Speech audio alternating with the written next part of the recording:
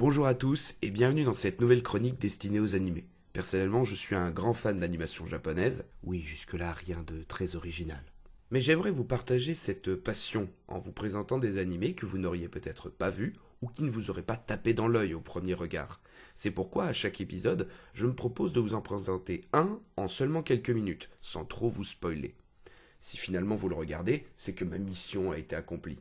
Si vous le regardez pas, on s'en fout, le prochain vous plaira peut-être plus. Bonté divine, mais l'heure tourne, et une vidéo longue demande bien trop de montage. Aujourd'hui, on va parler de Parasite, un animé avec des morts, des monstres, de l'hémoglobine qui vole et des combats qui déchirent. Générique.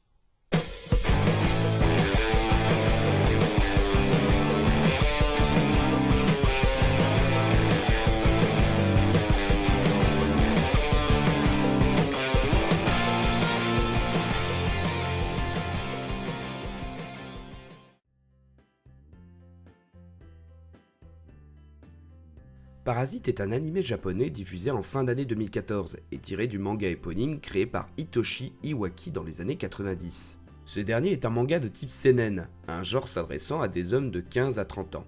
Il faut également noter qu'il se veut horrifique et gore au premier abord. Enfin c'est cool tout ça, mais ça raconte quoi de beau? L'histoire prend place à notre époque. Elle débute avec l'arrivée sur Terre de parasites, arrivant sous forme de spores contenant des genres de serpents qui vont prendre possession de personnes aléatoires. Pour cela, les parasites vont surtout s'infiltrer par le nez pour prendre le contrôle du cerveau. Mais dans certains cas, la manœuvre va un peu foirer, comme avec le personnage principal, Shinichi.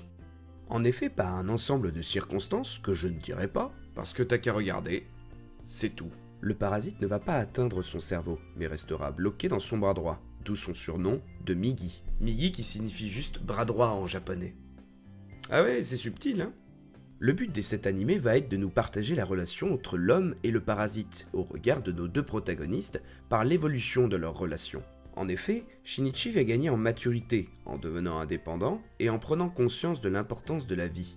De son côté, Migi, dont l'intérêt est plutôt porté sur la connaissance, va profiter pour se cultiver sur le monde qui l'entoure, et s'intéresse aux mœurs des humains à travers Shinichi, bien qu'il ait quelques difficultés à comprendre les sentiments humains.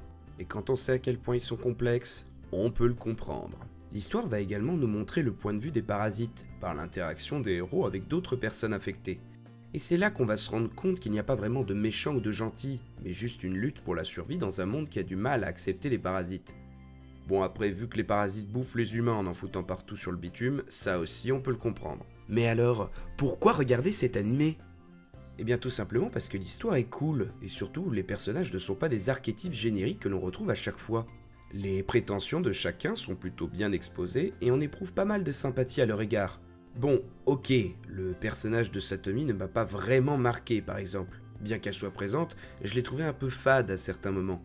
Pour le reste, c'est surtout la qualité de l'animation qui je trouve est impeccable. Elle permet de bien suivre l'action et les ressentis des personnages, mais surtout elle rend les combats juste impressionnants et badass.